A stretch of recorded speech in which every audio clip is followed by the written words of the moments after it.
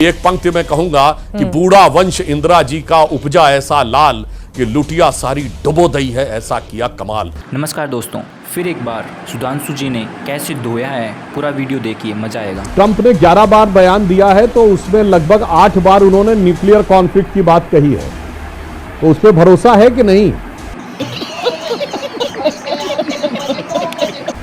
अगर ट्रंप पे भरोसा करिए, पूरा भरोसा करिए, क्योंकि ट्रंप ने तो कहा न्यूक्लियर डिजास्टर को मैंने रुकवा दिया है।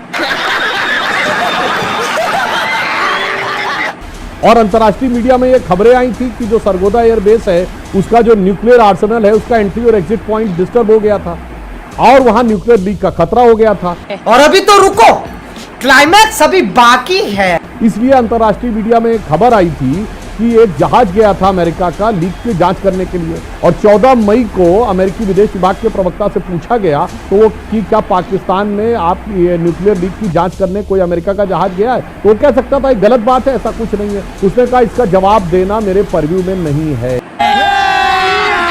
अभी मजा आएगा ना भिड़ो। और अगर ये सच मान लिया जाए तो सरगोदा भारत की सीमा से 177 किलोमीटर है, यानी जयपुर दिल्ली से ज्यादा दूर है, सरगोदा भारत की सीमा से कम दूर है।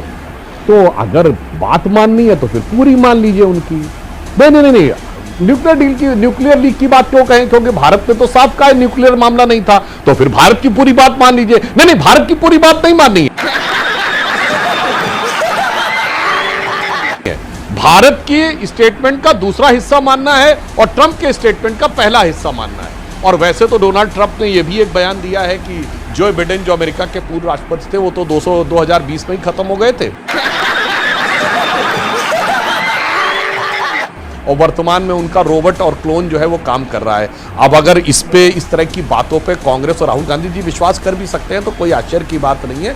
वैसे ये वो पार्टी है जिसने केवल 2 साल पहले मार्च 2023 में जाकर राहुल गांधी जी ने गुहार लगाई थी अमेरिका और यूरोप से, why the defenders of democracy America and Europe are silent and not reacting and what is happening in India.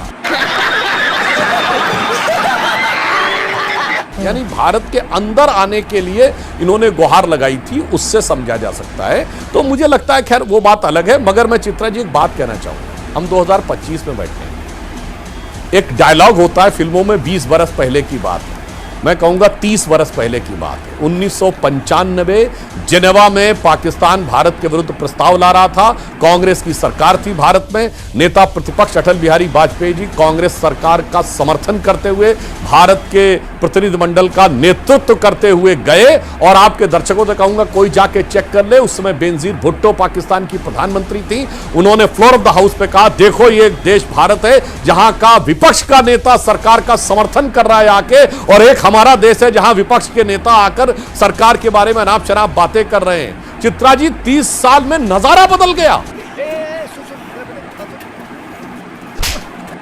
आज पाकिस्तान में कोई विपक्ष का नेता ना उनकी सरकार से सवाल कर रहा है, ना उनकी सेना से सवाल कर रहा है, हिंदुस्तान में सवाल कर रहा है। और आज तो राहुल गांधी जी ने हदें ही पार कर दी। जो बात पाकिस्तान की सेना के अध्यक्ष ने नहीं बोली, जो बात पाकिस्तान के किसी आतंकी संगठन ने नहीं बोली कि भारत ने सरेंडर किया है, जो बात मौलाना मसूद अजहर ने नहीं बोली, जो बात हाफिज सईद ने नहीं बोली, वो बात राहुल गांधी ने बोल दी। यानी कि आज वो हाफिज से बड़े मुहाफिज पाकिस्तान के जो कंसर्न्स हैं उसके ये बन के खड़े हो गए। आज जिस तरीके से राहुल गांधी जी का बयान इको किया जा रहा है पाकिस्तान के इकोसिस्टम में, मुझे लगता है इंदिरा जी की आत्मा को इतना कष्ट हो रहा होगा ऊपर से बैठ के, जो मैं संसद में बोल चुका हूं उसे पुनः रिपीट करता हूं कि एक पंक्ति में कहूंगा कि बूढ़ा वंश इंदिरा जी का उपजा ऐसा लाल कि लुटिया सारी डुबो दई है, ऐसा किया कमाल। उन्हें लगता होगा मेरा ही परिवार है, आज इस तरह पाकिस्तान उसको यूज कर रहा है भारत के विरुद्ध।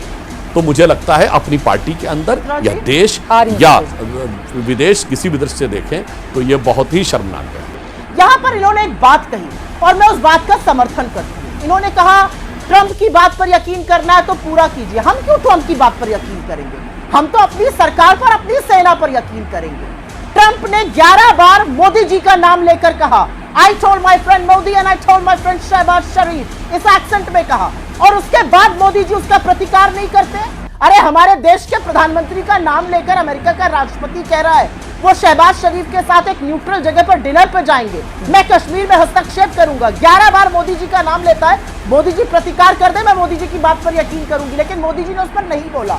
हमारे CDS chief of defence staff general Anil Chauhan ने सिंगापुर में जो ब्लूमबर्ग और रॉयटर्स को इंटरव्यू दिया उसमें उन्होंने कहा कि न्यूक्लियर कोई थ्रेट नहीं थी।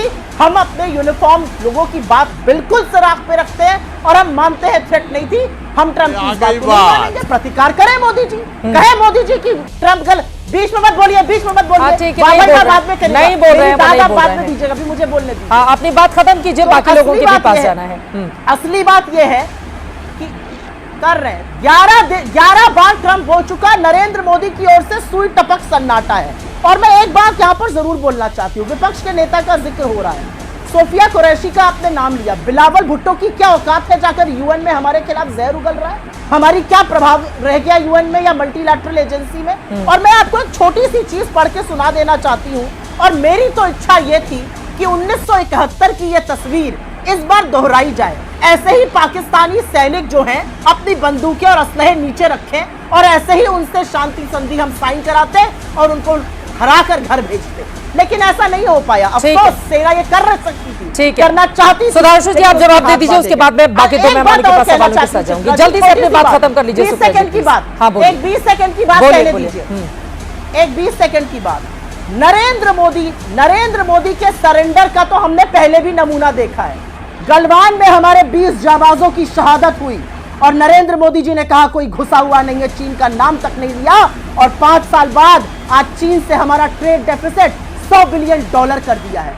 यह असलियत है नरेंद्र मोदी। सुधांशु बस मैं संक्षेप में बता देता हूं। एक तो मुझे बड़ी प्रसन्नता हुई कि कहते कहते सुप्रिया जी के मुंह से आ गया कि न्यूक्लियर थ्रेट पर तो जो मैंने कहा था उसे उन्होंने साबित कर दिया, इसलिए मैं मुस्कुराया था कि न्यूक्लियर थ्रेट पर तो भारत के बयान पे भरोसा है, मगर सो कॉल्ड मध्यस्थता पे ट्रंप के बयान पे भरोसा है। आधा ट्रंप का चाहिए, आधा यहां चाहिए। और यूएन सिक्योरिटी काउंसिल की बात करने वालों को याद रखना चाहिए, पाकिस्तान ने यूएन सिक्योरिटी काउंसिल में भारत के विरुद्ध जो डोजियर दिया उसमें राहुल गांधी का बयान कोट किया है, शर्म आनी चाहिए थी। और जहां तक इंदिरा जी की बात करती, 7 दिसंबर 1971 को कोई जाके चेक कर ले, 100 देशों ने भारत के विरुद्ध वोटिंग की थी, 100 देशों ने।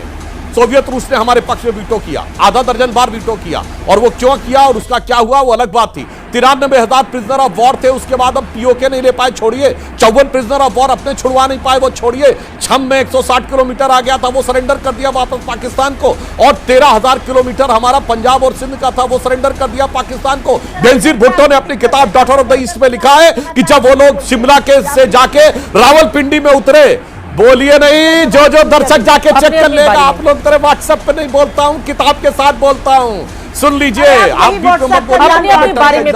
सारे दर्शक जाके चेक करें। बेनजीर भुट्टो ने यह बात कही है, फिर देखिए बोलने लगती है नई बातें नहीं, आपके पास रही, फैक्ट के साथ बोलिए, कोई समस्या की बात नहीं। अरे भाई सुनिए, और उन्होंने कहा कि इतनी खुशी थी रावलपिंडी में कि जो हम जंग हारे थे कूटनीति पे सब जीत के वापस आ गए।